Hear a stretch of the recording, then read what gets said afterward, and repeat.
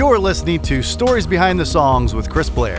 For more information, you can find us on Instagram and TikTok at SBT Songs, or check us out at chrisblair.com. What's up, everybody? Jordan Feliz joins us for this week's Stories Behind the Songs.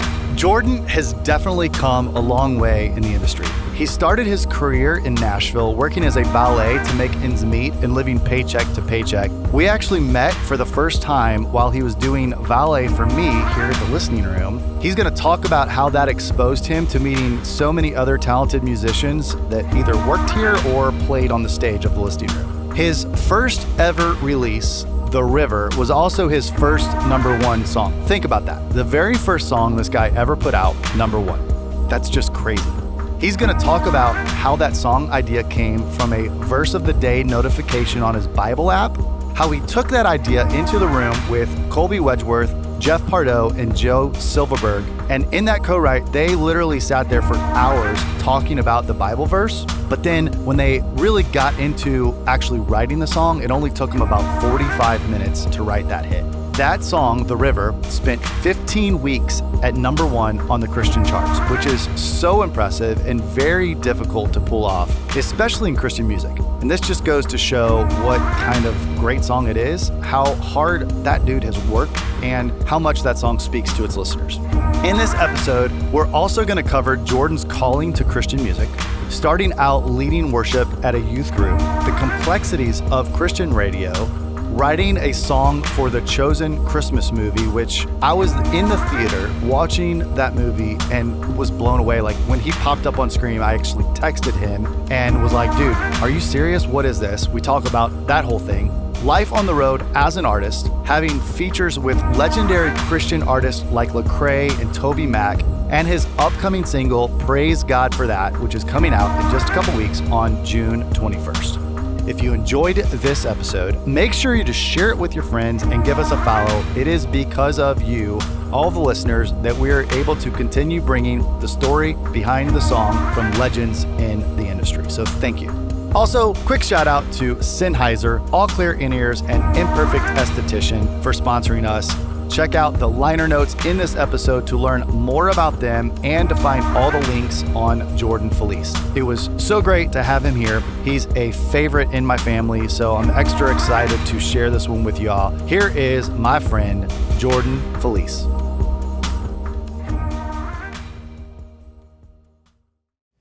Jordan Feliz in the house. Bro, how long have we been trying to do this? Bro, this is, I don't know, maybe like a year and a half. Maybe it's actually kind of been too long. Yeah. It was so funny because you texted me about this, and I immediately had told my manager, I was like, hey, Chris Blair from the listening room hit me up, and I really want to do the podcast because, like, I mean, that's a huge part of my story, whatever. And he's like, yeah, let's do it.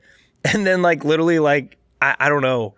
I think I just completely spaced. He spaced on it. And then, you text me a couple other times. I was like, we got to get this on the book. Yeah. So finally, I was like, I'm just taking over. I'm just putting it in the calendar. I don't care. We're doing it. Well, we are here. We're here. Let's go. It's happening. Thank you so much. And you just got back from Hawaii. So, like, your whole system is, like, on a different time zone. So you got up at basically 3 o'clock in the morning. Yeah, this it was morning. awesome, though. It was great. So, yeah. It was perfect.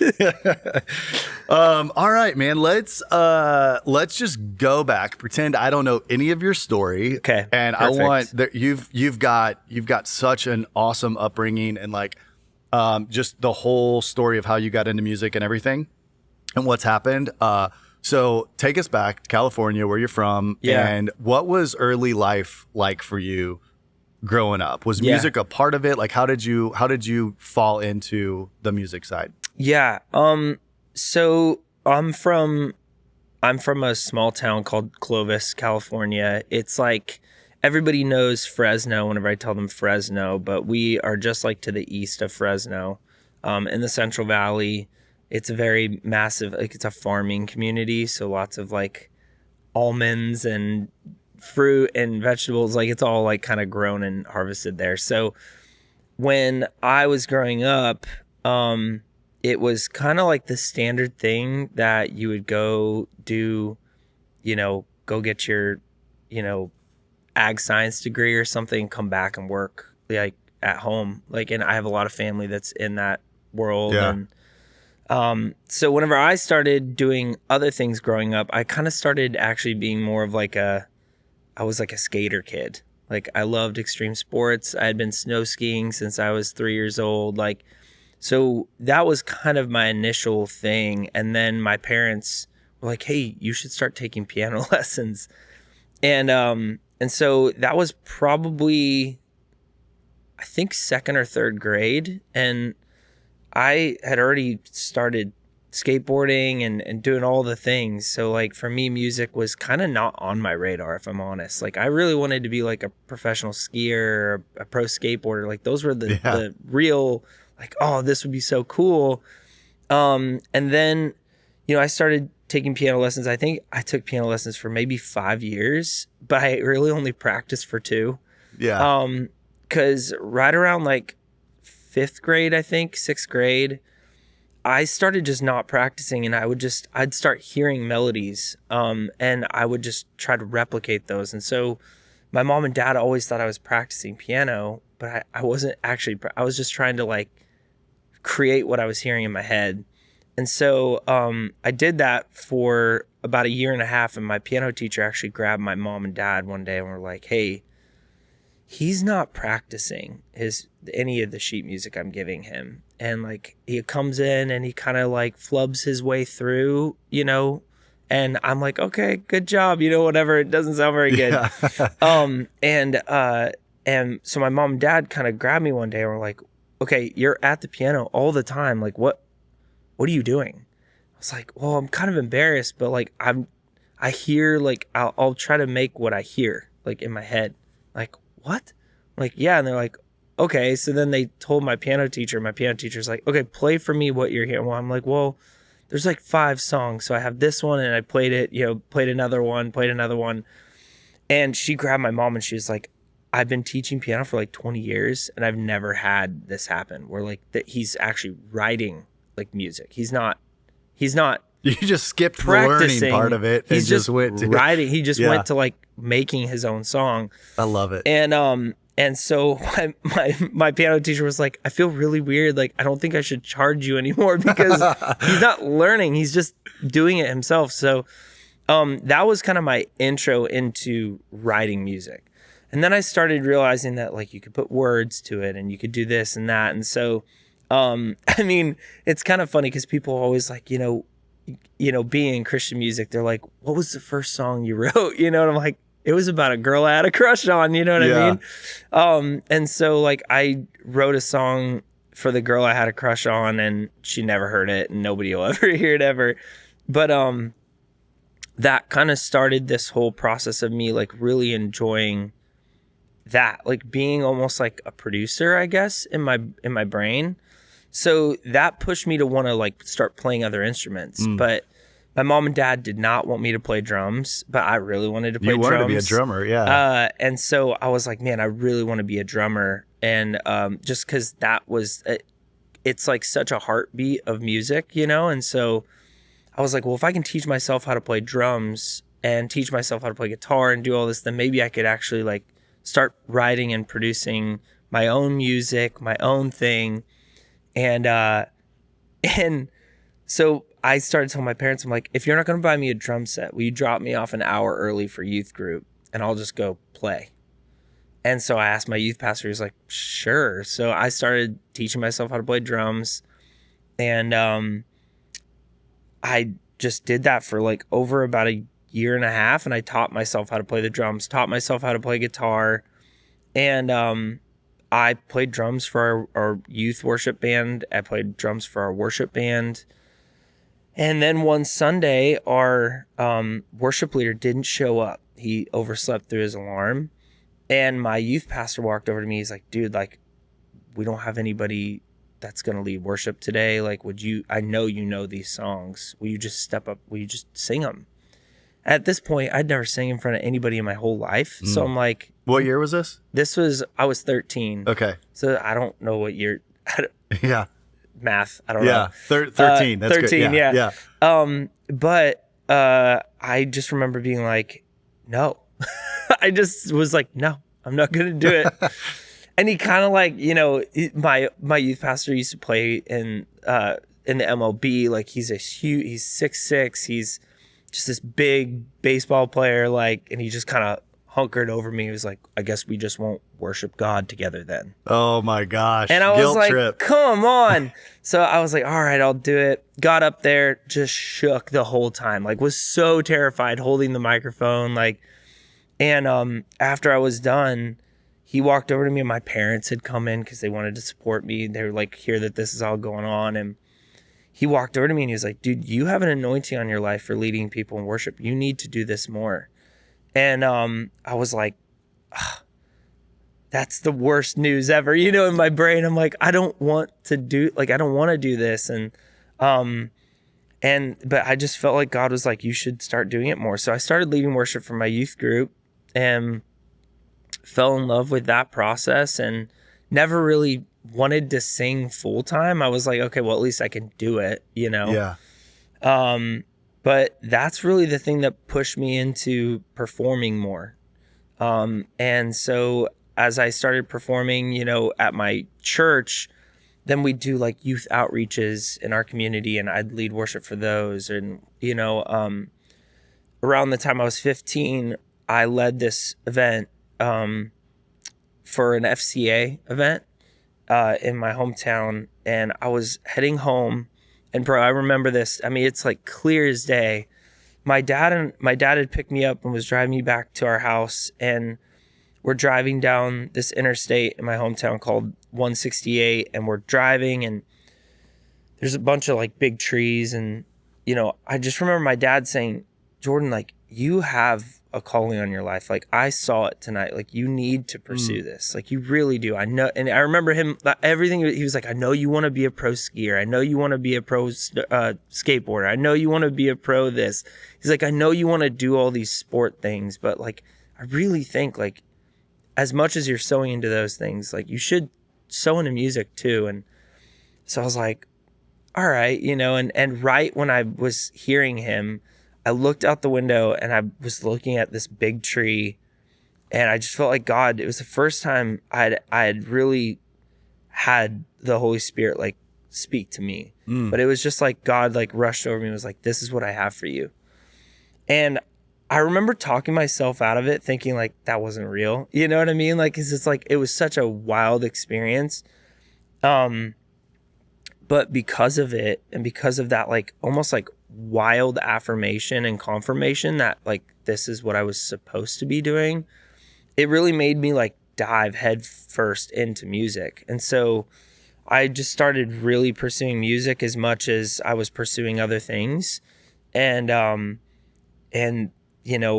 did all that, which led me to kind of what I like to call the midway section, which is like my senior year in high school. I led another youth event and I got approached by a band that was actually really successful, like in our area, like within like just the Central Valley. And they were a metal band. A current affair. Yeah. Yes. And I got a message on MySpace. This is going to date me a little bit, but I got a message on MySpace and they're like, hey, we were all at this event you led at, and we need a singer. We need like a clean vocal singer. We already have a screamer, and we noticed you play piano. Like, would you want to join our band? And I remember being like, no, like this is not on my radar at all to be like in a metal band right now. So I just said no. And 2 weeks later, I get this massive like download from the Lord. It was just like, you should go talk to them. And I'm like, oh, like this is not really my vibe. Like, I don't know. And my mom didn't even have my license yet. So my mom drives me out to meet with this band that's like pretty successful. They're all older and they're like early 20s. And I'm this 17-year-old kid. And we go out there and I just fell in love with like the heart that they had for music. They were like, dude, like we're creating this music, but it's like a bridge for us. It's a way of getting into the venues, getting into the bars, getting into all these things and being able to talk about Jesus. And I fell in love with that. I was like, dude, I love that. Like, if there's a mission behind this, I'm in. So I did that for 5 years. Toured around. We had a couple record label offers, signed to a big management company in Washington, D.C. Like, we had all these things. And then it kind of got to the point where like everybody started getting married and it was like, we can hardly pay our bills. Like, is this a good thing, you know? And so basically half the band left. I kind of kept the band going for a very short stint, but it was mainly because I was about to get married and I'm like, this is the only thing I know. It's really all I know how to do to make money. So I'm like, I don't really know what else to do. That led me to basically my manager was in a band. My manager who manages me now was in a band that was signed to a label that we were talking to called Tooth and Nail. And he had kind of become like a mentor for me. And our band broke up. And about 2 or 3 months after, I had taken a job at a church because it was kind of like, okay, I have to make some kind of money. I have to, you know, whatever. But he called me out of the blue and was like, hey, if I flew you to Nashville, would you just come out here and write music, like, for you? And I was like, for me? Like, I don't even know if that's, like, a thing I want to do. You know, he's like, I think you should do the solo artist thing. Like, I'll fly you out, you know. And my manager was doing merch for Toby Mac at the time. So I'm like, all right. So I flew to Nashville for the first time. I fell in love with Nashville, fell in love with songwriting, because really the only songwriting I had done before was by myself, or it was with 4 other guys, you know, that were always like just trying to get their idea in the mix, you know? So when it was like, I'd come out here and write with 2 dudes that just wanted to serve the song, I'm like, dude, this is awesome. Like, this is like, we're writing some really actually good music. And yeah, dude, then I don't know, kind of naturally transitioned into praying about moving to Nashville, I guess. And we started praying about it, and it took about 6 months, and then all of a sudden we felt like God was like, you need to go. And Jamie, my wife, and I had just gotten married. And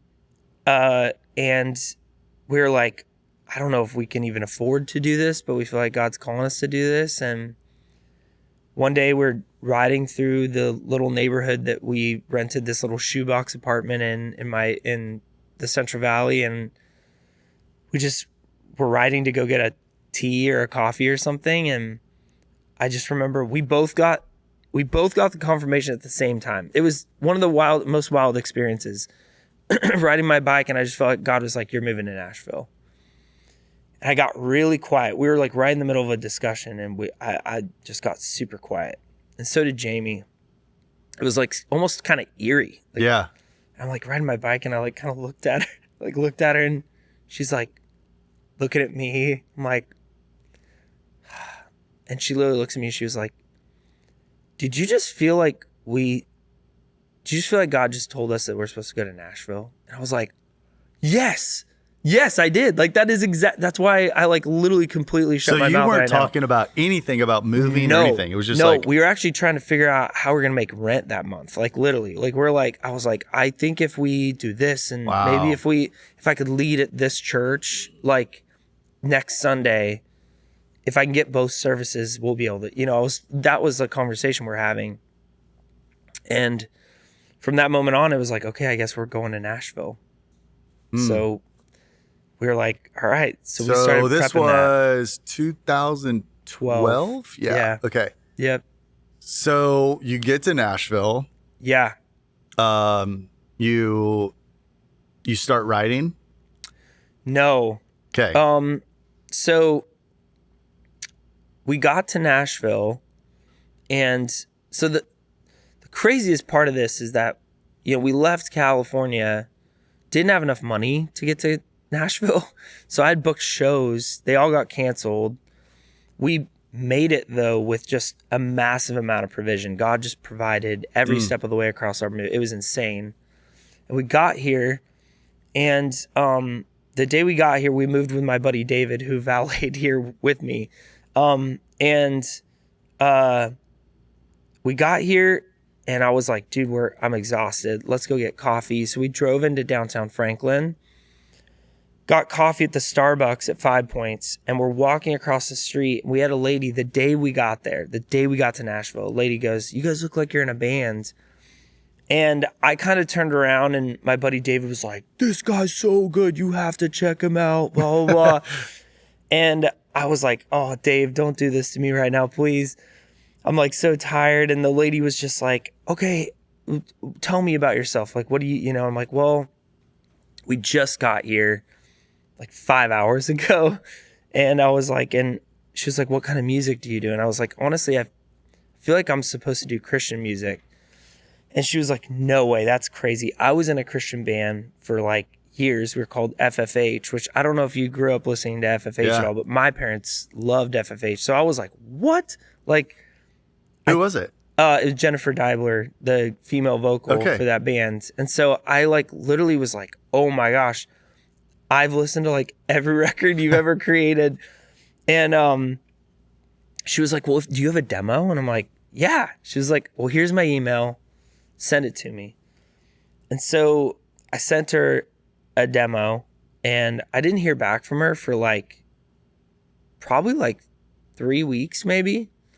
But that kind of started the process. I was like, oh my gosh, things are like kind of happening. I told my manager, who was again manager, but just my friend at the time. I was like, I ran into Jennifer Deibler from FFH and she took my song and he was like, dude, that's amazing. You know, whatever.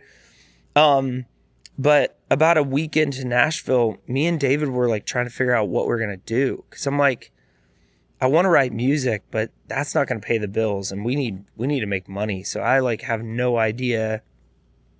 And I'd never had a job. So my only job from the time I'd graduated was being in the band I was in. So I'm like, I don't even know what I'm good at, what I could do. And David's like, well, I have a couple friends that they're going to try to get us into jobs. And I'm like, really? He's like, yeah, one of them is a waiter job. One of them was a construction, like mild construction, like unloading stuff job. And the other one was a valet job. And the waiter job was kind of weird and it was at a weird place. And I just felt strange about it. I was like, I don't think I want to do that. And the construction thing seemed like a lot of work for not a lot of pay.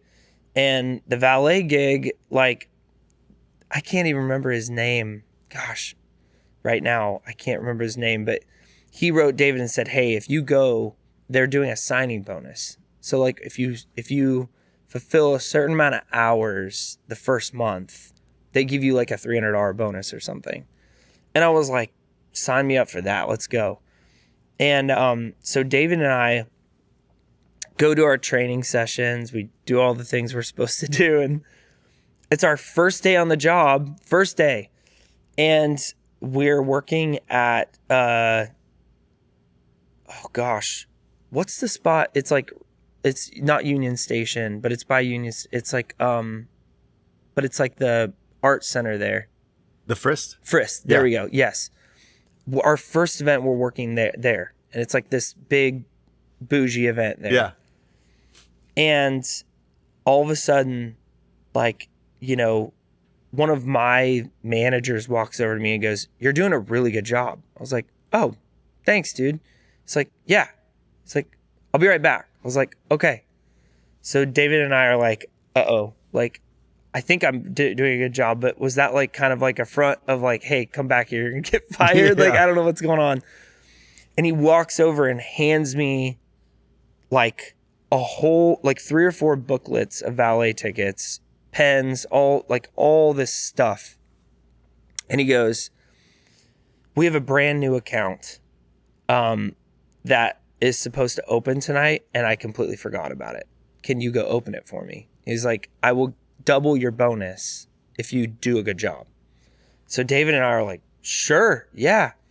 And we're like, and he's like, I'm like thinking, how many cars are we going to park, you know? And he's like, I don't know, it could be upwards of like 150, 200. And I'm like, oh my gosh, that's a lot. So I'm like freaking out. I'm like, okay. And we drive on over, and where are we at? We're at the Listening Room Cafe. Yeah. And I remember we got there, and like, I think we might have parked 10 cars that night. Yeah. But we had so much fun. And my boss texted me. He's like, how did everything go? I'm like, it's amazing. Keep me here forever. And I remember sending him that. And so, yeah, that's basically when I met you for the first time. And I don't remember. How many years? Were we here for 3 years or 2 years? Yeah, that was like 12 through 14, I think. Yeah, something like that. Yeah. When you left, we were there until 16 or 17. That makes sense. On 2nd Avenue. Because I remember I stopped valeting as much, and then I ended up Uber driving because that was like kind of a random time frame, because it was like I was riding a lot, so I couldn't work structured hours, but it was a really weird spot. But yeah, that was whenever I met you. And I remember we would there were a couple times where we would close down at the end of the night. You'd hand the keys to the last person that was leaving, and I remember one magical night where it was me, you, I think it was my friends Jason and Samantha Loyette that now live back in St. Louis, but they lived here. Okay. And we all sat on the back porch and just jammed. I'd play a couple songs, you'd play a couple songs. We were just passing guitars, and it was like until like midnight or 1 o'clock in the morning, just like jamming. So, Dude, I remember that so well. And I remember it was weird because that was the first night that you were like, I didn't even know you wanted to sing. Like, you were like, what? I was like, I don't really talk, because I'm not shy, but in certain situations I can be quiet. Yeah. Like, until I'm super comfortable, and then I'll talk your ear off forever. But like, I think I was really shy because everybody at the Listening Room was also super talented. Like, all the servers that we were like friends with, and like all the bartender, everybody. I'm like, dude, you guys are all like insanely good. Like, oh my gosh, and then we park people's cars. Like, I tell people all the time, I parked Carly Pierce's car for 2 years. Like, I parked her car all the time. And now it's so funny because half my crew that used to work for me works for her now, which is so funny. And like, I don't remember. I saw her last time. I can't remember where. It was with my old LD guy.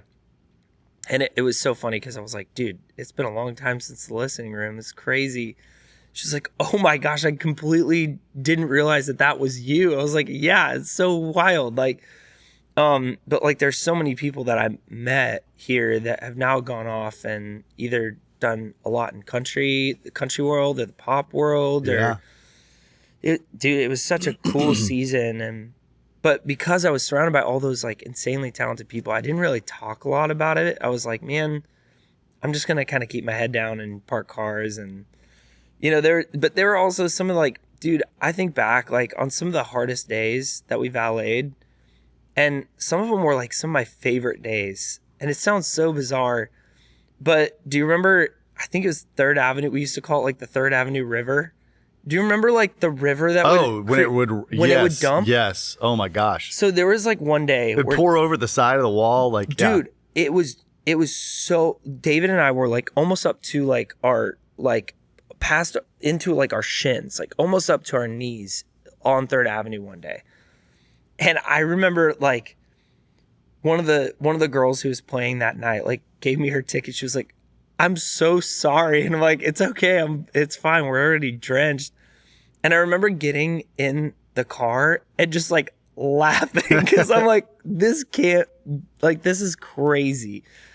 And it was also crazy because that day was like my first meeting with a record label in town. So it was like, I met with my first major label, and then I went and parked cars for like 5 hours. It's just dumping rain. I'm like, this is like the epitome of like a Nashville story of like a musician who's just trying to make it. Yeah. But I'm like so wet, and like I felt so bad because that girl, I don't even remember her name, but she was in here all the time. But I remember like I got out of her car and she's in like this really like you know, she just looks all dressed in the nines, and I like got out of her car and like soaked her entire car. Like it was like, I'm so sorry. Dude, what a trip, man. It is so crazy.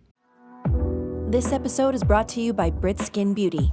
Located in the beautiful Indulgence Medi Spa in Mount Juliet, Tennessee, Brittany is the go-to esthetician for facials, dermaplaning, microdermabrasion, waxing, lashes, and any skincare products and consultations. So many people in the music industry use her frequently, and her work speaks for itself. To schedule your next consultation or make an appointment, visit britskinbeauty.com or send an email to britskinbeauty@gmail.com.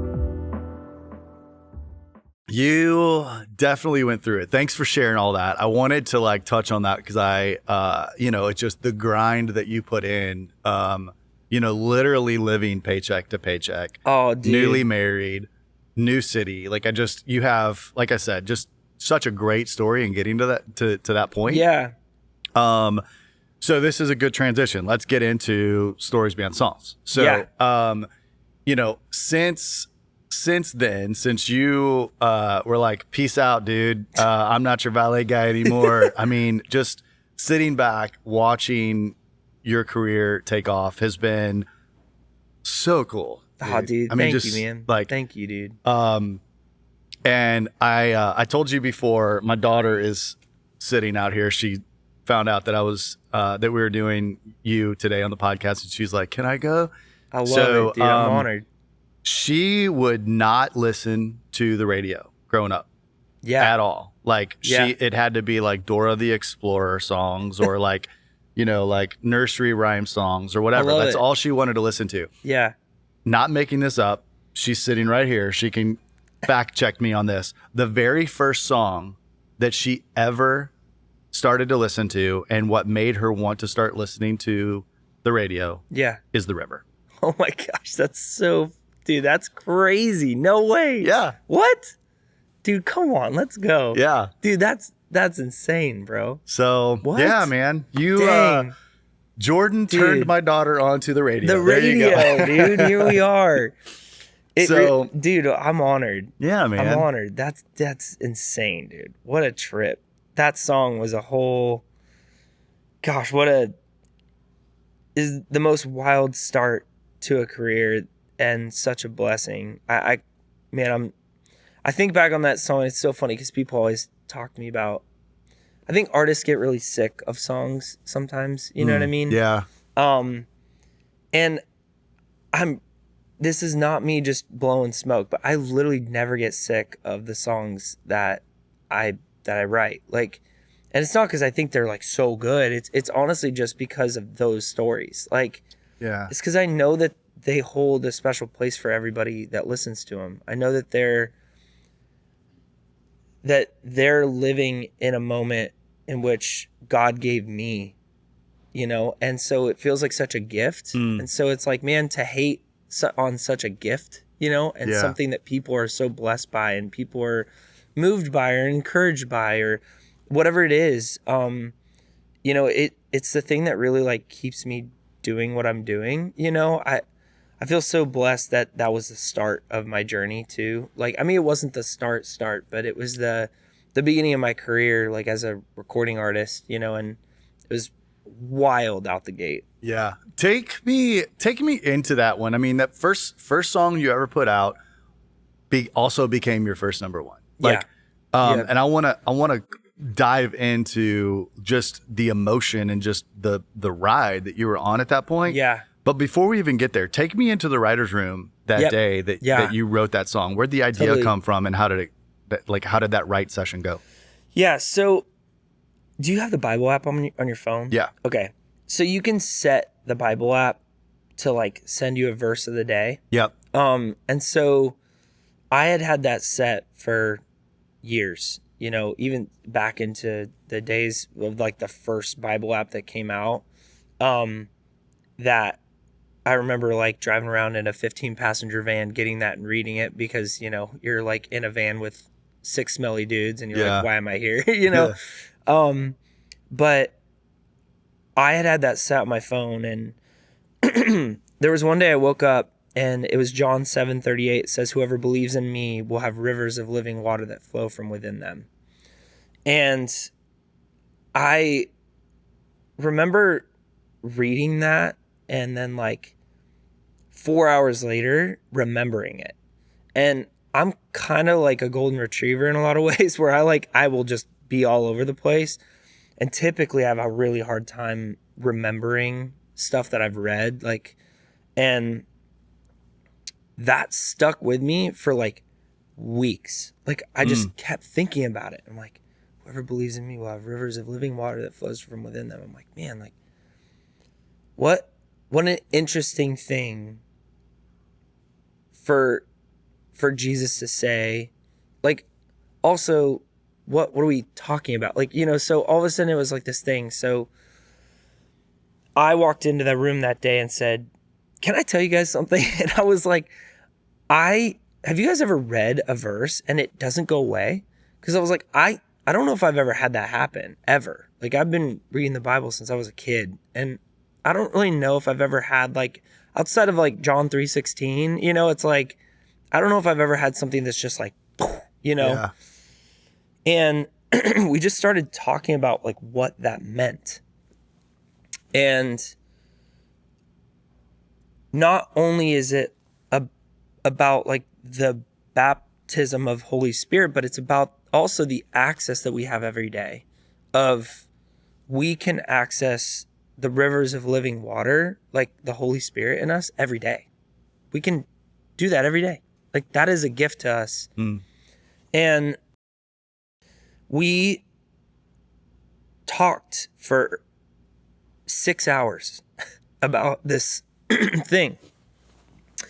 And we wrote the first 2 lines, I know a place where we can go. We wrote those I remember I wrote them on a notebook, and that was it. That's all we wrote. And I was like, dang, this is a really good idea. I don't know, but we had talked about it, but, and I remember even my producer kind of had this like, go.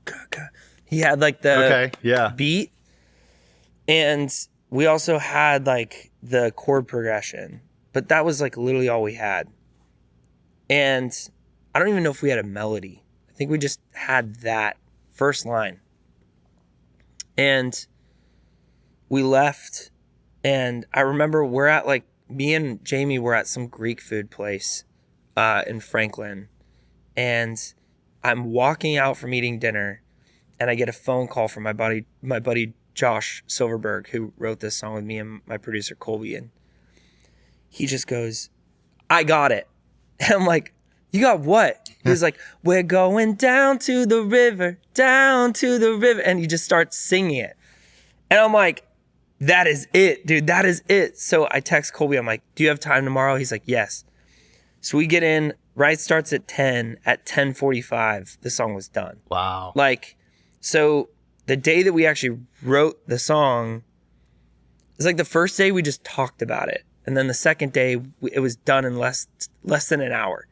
And I mean, dude, it was crazy how fast it happened. It was almost like everything was just dumping out of us. It was like, just, I know where we can go to lay the troubles. It's like it was just the fastest moving train of all time.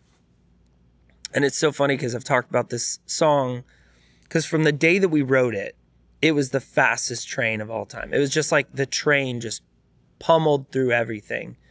And I remember like 3 days later, we wrote a song called Beloved. Yeah. And I was like, this is a radio hit. Like, I just felt like this is the radio song. And my label came back like 2 months later and was like, we're going to go with The River. And I was like, really? And they were like, yeah, because at the time, Christian music had a hot AC like thing. And we still have hot AC, but we don't really have a platform for it on radio. Yeah. But that was kind of the tactic, was we'll go land something on hot AC, build hype, and then we'll send Beloved to radio, to like AC radio. Yeah. And that song just literally pummeled through Hot AC. There was a guy, his name's Jeff Cruz, and he was calling every radio station in the country from, I think he worked at Shine FM in St. Louis, actually. And maybe it's either that or Indianapolis, one of the two. But he was calling every radio station, being a program director, saying, you got to play this song. And so that song just exploded, dude. It went number one for 15 weeks. Yeah. It was like, what? Like, what is going on? And, dude, yeah, just what a roller coaster. Yeah. It's such a great song. It's been such a smash. I mean, like, what does it have now? Like over 50 million plays on Spotify or something like that. Like, yeah. Yeah. And also like 15 weeks at number one. Let's talk about that because even to get a number one in Christian music versus country is a lot harder. It is very difficult. It's very difficult mainly because of the way that our programming works. For a lot of the listeners, like in country radio, it's a pay to play situation where like they have sponsors that sponsor their radio stations. And, you know, in Christian radio, it's listener based. So it's all listener funded. And so the way our algorithms work they're very complex. So it's like it has to resonate with the listener. And it's got to resonate with everybody at the label, like to the nth degree to get to that like number one spot. Like it's just really got to be. And I mean, there's a lot of different ways of, you know, flying the kite, but it's really hard. And so I think we were even hoping that we would just break into the top 10 on Hot AC. But I think it was 8 weeks, it was number one on Hot AC. And then by December, which it was crazy because I remember we call it the freeze, but in Christian radio transitions to Christmas music in like the middle of November. And everybody calls it the freeze because all the radio... Hold on. Is it middle of November or is it like September? I mean... Because I feel like every year I know, it gets... dude. Like, I love Christmas music. I know, like, dude, but they just start sneaking them in. It's getting earlier and it's earlier. Not even Halloween. No. We talk about this. Brittany and I talk about this. It's like not even Halloween yet. And like we go into Home Depot and it's like... I know. But I know. anyway, go ahead. Dude, literally last year too, it's like we were walking through Costco in August and there's Christmas trees. Yeah. I'm like, bro, don't do this to me. Mm-hmm. Like I love Christmas, but don't do this. Yes. But yeah, like I remember like the radio team was like, this actually is potentially going to go number one on the main chart before Christmas. And I was like, that would be crazy. And then it did. And we went into the freeze and we came out of the freeze and everybody was like, after that happens, typically everything falls off. Yeah. There's new ads. It's really hard to hike back up. And so I was like, dude, getting a number one is huge. Like I'm in. And then it had like already gone number one for 2 weeks. And then the freeze happened. And then we come back Jan 1 and it's like, it goes right back up to number one and just sat there for another 13 weeks. And I remember being like, what is going on? Like, this is crazy. And I hadn't even started my first tour yet. Like, it was wild. And so then it's like I went out on my first tour with Big Daddy Weave and Plum. And I think that was when reality set in that, like, this was a big thing. Just because you're playing the song and everybody knows it. And people are freaking out when you're playing it. Like, all those kinds of... And I'm like, what? This is wild. Like, I've just never had that happen. Yeah. Just a crazy dude. Absolutely crazy. Yeah. Yeah. It's it was a great song that launched, and then like that on that Beloved album, I mean, it just kind of took off, and you've had so many songs, you know, still go up the charts. Yep. You almost a number one since then. And I want to dive in. I want to hit a couple other points, and then if we've got time, maybe dive into like one or two other songs and hear the story behind it. Love it. But playing off the Christmas, I want to hit on this because this was so cool. But like last Christmas, I was in the movie theater watching the Chosen Christmas movie. Yeah. And texted you because I had no idea about this. And I'm like sitting there and like all of a sudden you're on the screen like playing with all these massive, like, I mean, the artistry on that whole movie, like the way they did that with all the music intertwined with it was just amazing. It was beautiful. But yeah, I sent you that text in the theater and was like, bro, are you serious? Like, it took a picture of the screen. I was like, what is this? I know, dude. How did that even come about? And like, and like the trip, like going over to be a part of that filming, like walk us through that. Man, that was one of the coolest experiences I've gotten to do as an artist, just because I love the Chosen series. Yeah. And so when they reached out and they were like, hey, we really want you to be a part of this, I was like, yes, 100 times yes. I think we were just trying to figure out logistics of me getting from like a tour. Like, I can't remember if we were on Hits Deep or we were on some tour. And I remember being like, dude, I don't know if we can make this work in between the days off and fly out, because one of the main filming locations is in Salt Lake City. I think we're in like Florida. So I'm like, how do we do this? But we made it work, and dude, it was insane because they have this whole, I mean, bro, when you pull up, it looks like almost like, it doesn't look that big, but then you get in there and it's like a city in there. And it looks like all the places that you've read about in the Bible your whole life, like the woman at the well, like all the markets, like all the places where you're like, oh my gosh, like you're just like, it's overload. And so we got there and they set us up in our filming location and we're like, we really want you to just like perform this, like as though, it's a part of this. And I remember feeling like, I thought that we were just going to be like a snippet, I guess, of the episode. But then towards the end, they were like, oh no, like you are telling the story, and we wrote that song specifically for The Chosen too.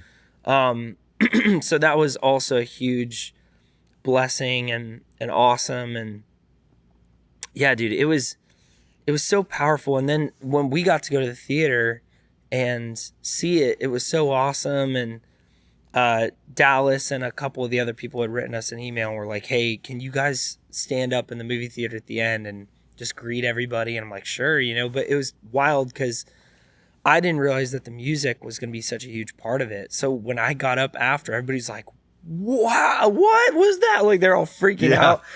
And I'm like, oh my gosh, like I didn't know. Like I was taken back. So when you text me, I was like, dude, like, yeah, I didn't even know that was going on. Like, yeah, it was so well done. It was almost like watching a musical versus a movie. Yeah. Totally. It was just, and I loved the way that they did that, like the song would tell the story and then they would go into like almost like this little skit to like to 100%. Piece it together into another song to like and the kid walking with the lantern throughout the whole thing, like tied it all together. It was like, dude, wow, it was really cool. Yeah. Like I'm so honored to be a part of that.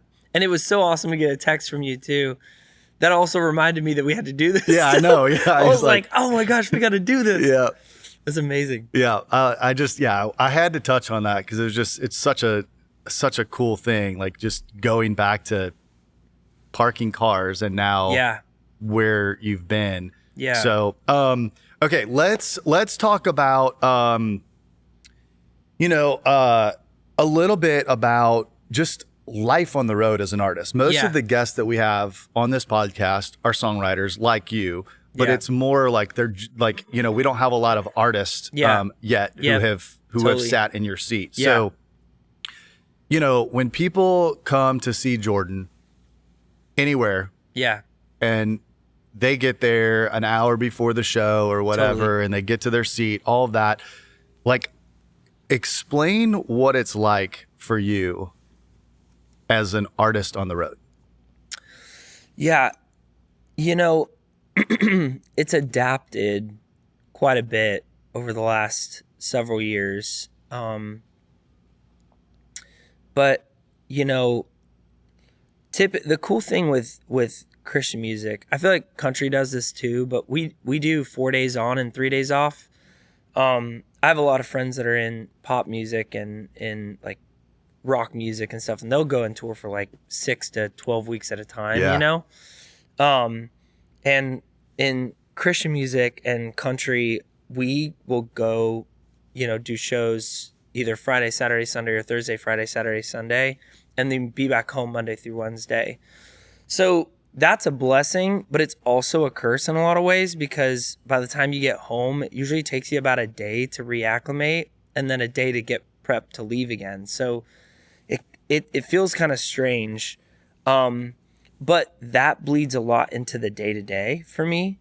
It's the reason why I bring all that up is because, you know, when I first started touring, we had a newborn, you know. But it's like I could kind of go out on the road and sleep, which was a blessing. But also, you know, you're getting pulled in so many different directions. So right now, I would say the road looks a lot more structured for me than it was in the beginning. Yeah. So typically what we do is when I'm in like a touring schedule, which usually happens in the spring and the fall, I make the road work. So typically I wake up in the morning, I usually have liners. I have a Sirius XM show that I do as well on the Message called Forward Message. So I'm either doing radio promo, my own radio show, and or writing out on the road. And so typically what I try to do is we try to structure it so I'm working for 3 out of the 4 days that I'm gone, just because it means I can maximize the amount of work I'm doing out on the road so that when I do get home, I can be a husband and be a dad. Yeah.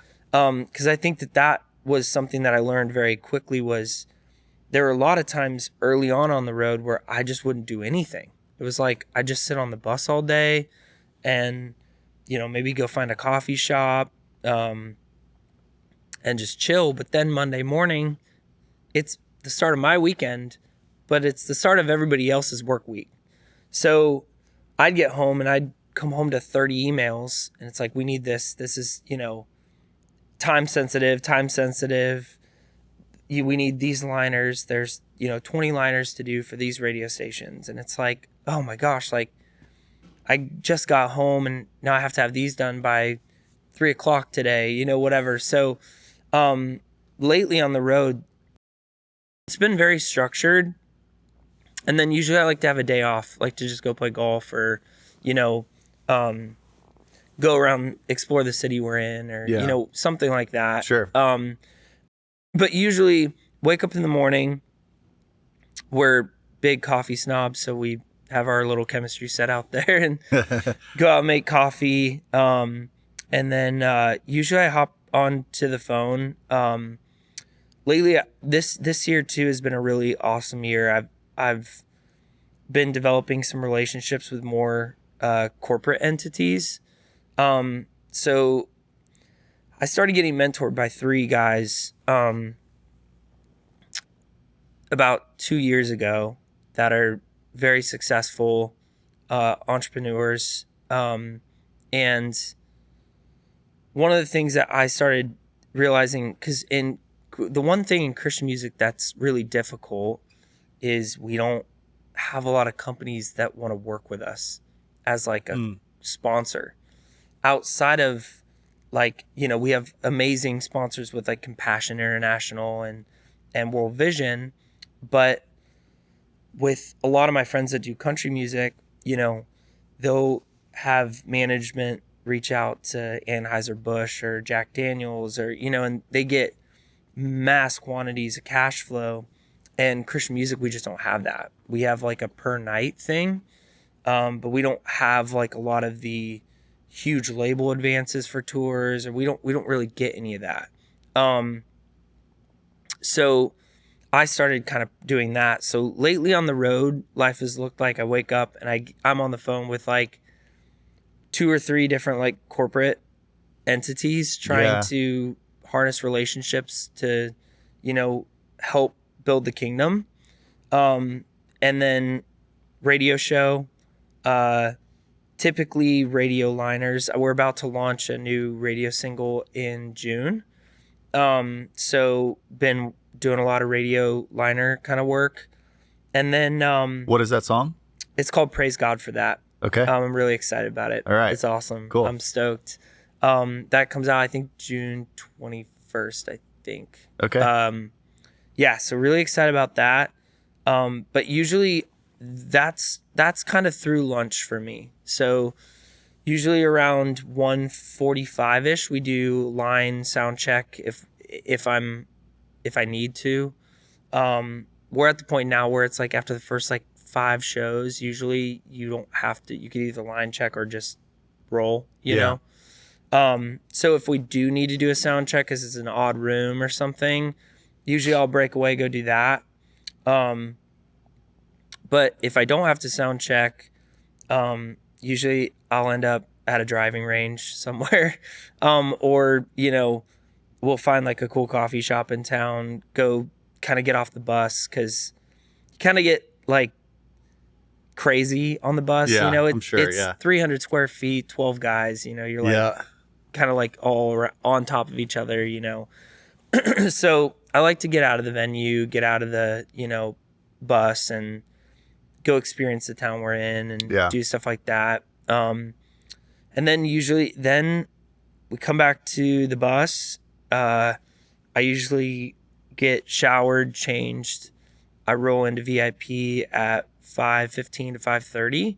We do like a VIP meet and greet and a Q&A. Do that for an hour. Run in, go eat usually. Like I usually do like a small dinner. And then, because I have really bad acid reflux, so usually just go do small dinner. You want to do that right before you go on stage? First dinner, yeah. And then usually the opener or roll, we'll start prepping vocal warm-ups, then head over to stage, put ears in, play the show, rap, and then we usually do another VIP for whoever's sponsored a child through the NGO we were with. Then shower on the bus, second dinner at 12:30 at night, which is terrible for you. But do that, and then usually our team, we do a lot of like, we're all in each other's lives a lot. Yeah. So we'll do like highs and lows for the day. Usually most of the boys, a lot of them are younger than I am now, which is crazy because I used to be the young gun on the road and now I'm like the old guy. But everybody usually goes and plays Super Smash Brothers until like 3:30 in the morning, and I'm usually right in bed like right after we do the highs and lows, and then we do it all over the next day. So, The reason I asked that is because I want the listeners to hear like, and you're talking about like your day to day, but like also all of the production and everything that goes on behind the scenes. So when people are showing up, it's like all of this, like your trucks have gotten there and started probably at 7 a.m. setting up or whatever. And like, usually we roll into the venue around 6 a.m. Yeah. And then my tour manager does his walkthrough at 8 a.m. every day. And then we start unloading the truck, like the tractor trailer and the bus around 9. Yeah. So it's about a 6.5 hour setup. Yeah. And then a lot of work that goes in for all those fans that come and see the shows. They show up, and it's crazy because the crew on the road, they work so hard, man. It's we're so grateful for our crew and we love them so much. So yeah. Well, dude, we're about out of time. But I want to know, like, also just, you've done a lot of feature, like Jesus is Coming Back, Glorify. Like there's a lot of features on the songs that you've done. Yeah, so totally. Just take a couple minutes and talk about, those songs and a little bit of the story behind and why you did the features and also what it feels like to have these great names with you on these songs. Man, so the last record, I really wanted to do multiple features on multiple tracks because there were songs that I just couldn't. I was like, man, I could hear Toby, I could hear Lecrae, I could hear, Mandisa, I could hear, these people on these tracks. And, we just started being like, let's just see if they'd be into it, and so I threw Glorify. I was on Hits Deep when we started playing Glorify, and Toby Mac literally ran out. Like, there were a bunch of people that ran out and were like, what is this? And I was like, it's a new song, and they're like, dude, this is crazy. And so when I asked Toby if he would want to be on it, he was like, yes, let's do it. But then the label and I were like, it also feels like we could do a hip hop element to it too. So that's whenever I reached out to Lecrae and I was like, yo, listen to this, see if you vibe with it. And if you do, would you want to do something with me on it? And he wrote me back and was like, this is crazy. Yes, I'm in. So I was like, all right, let's go. So I think that record, like, I wrote a lot of like big hype songs. And so I was like, man, I really want it to feel communal. And especially for Glorify. With Jesus is Coming Back, that was my second big, like, multi-week number one. And the moment we wrote that song, we knew it was gonna be, you just kind of had that feeling like, I think this is gonna work, Yeah. And I remember though feeling like Jesus is Coming Back is such a huge statement, and to put it in like an anthemic kind of way, I didn't want it to feel like it was just me saying it.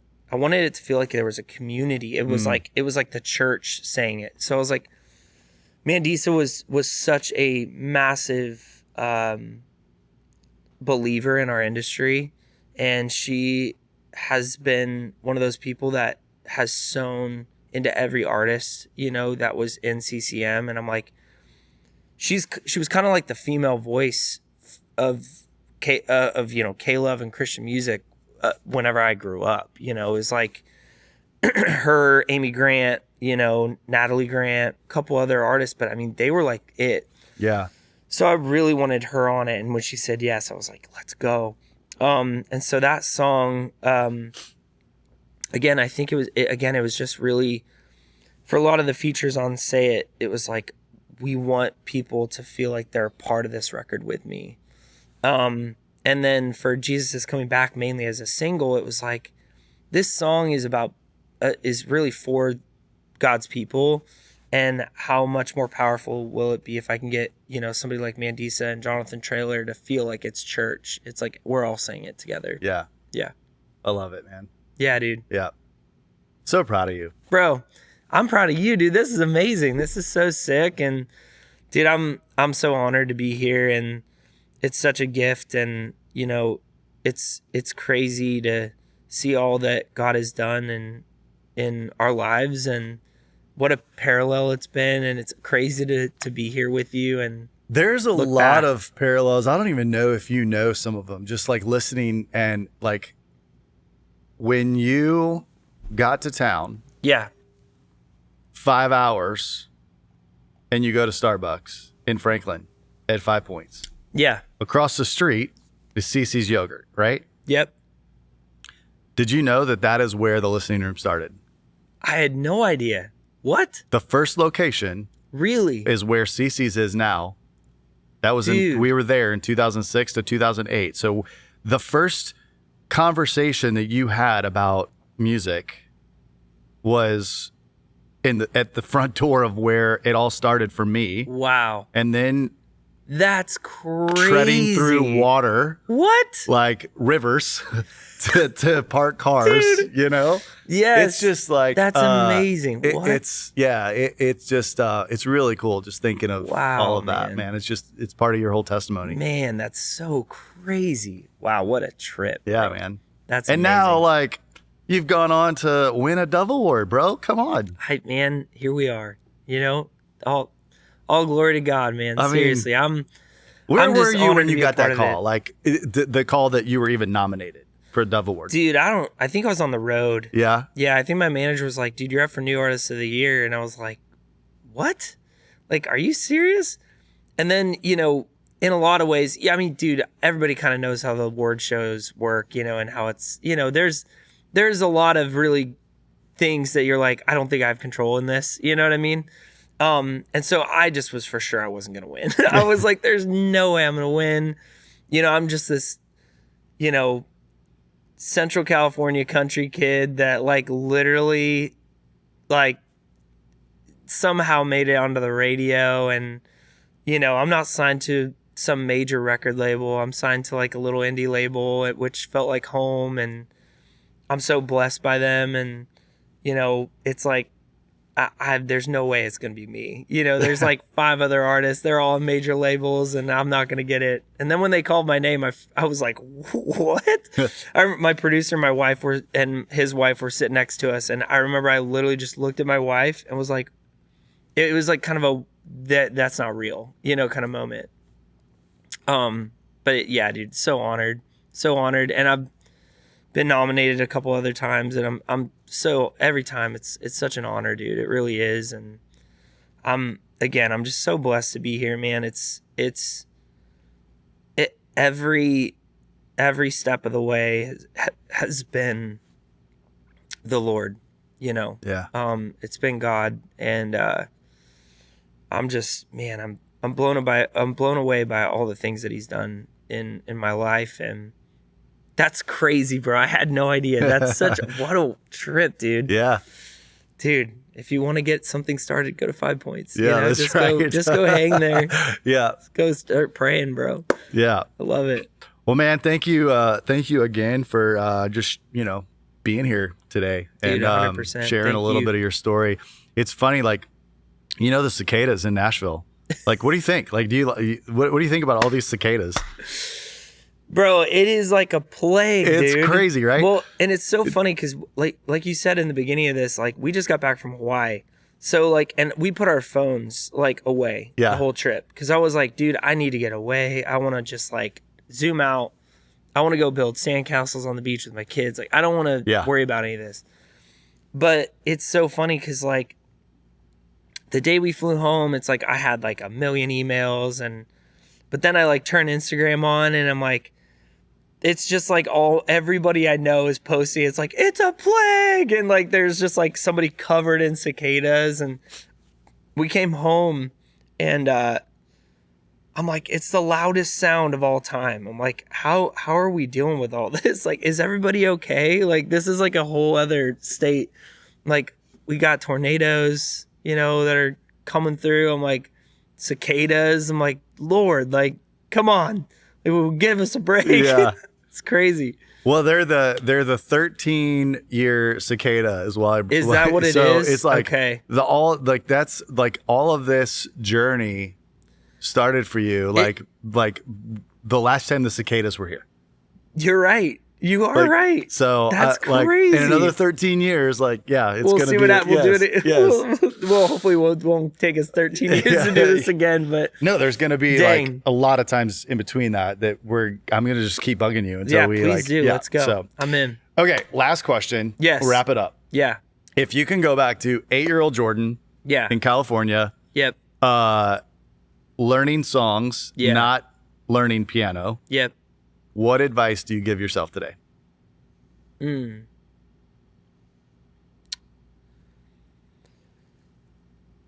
I think my biggest thing would be that just be who you are. Just be who God is calling you to be right now. I think our society, especially with social media and all these things, like it's so easily manipulated in your brain to start comparing yourself to what other people are doing and how they're doing it. And again, dude, I'm getting mentored by two guys that are worth multi-billionaires. Another dude who's coming close to that. And it's plagued everybody. Like, it's not it's the billionaire that you don't know is a billionaire. It's the business owner, it's the restaurant owner, it's the artist, it's the high school kid that just doesn't feel like he's amounting to whatever some other kid that's doing on social media. It's all over us. And I think I would just go back and just say, just remember who God has made you to be and where he has you, and operate in that assignment. Don't operate in any other assignment. Don't look around. I mean, look at somebody else, but remember that they have an assignment too. And your assignment is different. You're not supposed to be, like, if I started comparing myself to what you do, like, my name isn't Chris Blair. My name is Jordan Feliz. And so my assignment is different than yours. And so by doing that, we cheapen what God gives us and what he blesses us so with. Good. And so I would go back and just say, be who you are and be where you are and follow where God has you. And because I think if there's been one struggle, I went through this real weird season of like 2 years of really heavy anxiety and depression. And I had no idea what it was, but it was all fueled from socials, bro. Like, it's crazy. It's all fueled by like feeling like I'm not doing enough, or I'm never being enough, or I'm never this, or I'm not that, or what, all these things. And man, like, for all the people that are launching a business or, a career, or maybe you're just walking through life, man, it's like, just be who you are and where you are. Like, and whether you believe in God or not, he's got you in a purpose, and he is driving the ship, and it's your job to just follow down the path that he's got you on. You can't manipulate where you're going to end up. Like, he's going to get you to where you go, and it's going to be exactly the way that it's supposed to be, and you're going to be the most fulfilled you've ever been if you just follow on the path. So, yeah. So good, man. So good. And thank you to your dad for what he said, and for you doing exactly what you said that you should do as advice. And you followed your own advice, looking out the window through the sun coming through those trees the day that you felt like, hey, this is what I need to be doing. So thank you for bringing amazing music to us and just doing what you do, man. I love you, man. Thanks, bro. Love you too. Stoked. Thanks for being here. Heck yeah. Everybody out there listening, thank you so much. This has been another episode of Stories Behind the Songs. You've been listening to my buddy Jordan Feliz, and make sure to go follow him. We'll put all the links to all of his socials and everything in the liner notes here. And also go check out that new single that's coming out in a few weeks, in June 21st or something like that. I think it's June 21st. So, I could be wrong, but it's sometime in June. Yeah, we'll find out, and we'll post it. So, we'll have some data soon. Let's go. Yeah, thanks for listening. We'll see you next time. Peace. Thank you for listening to another episode of Stories Behind the Songs with Chris Blair. Make sure to give us a follow on Spotify if you enjoyed this episode, and make sure you click that notification button so you can keep notified when new episodes come out. We release brand new episodes every Tuesday, and you can find us on YouTube at Stories Behind the Songs with Chris Blair, or anywhere you listen to podcasts. Don't forget to send us a comment letting us know what you thought of the episodes. We love getting your feedback, and share this with your friends. The more we grow, the more that we can keep doing this. It's our mission to bring you all of these great stories behind the songs from some of Nashville's most iconic artists and songwriters, publishers, producers, everyone in between, and a lot of my great friends. We love what we do, and we love sharing their stories with you. We appreciate all of the continued support. Thanks also to all of our sponsors, and we will see you all next week.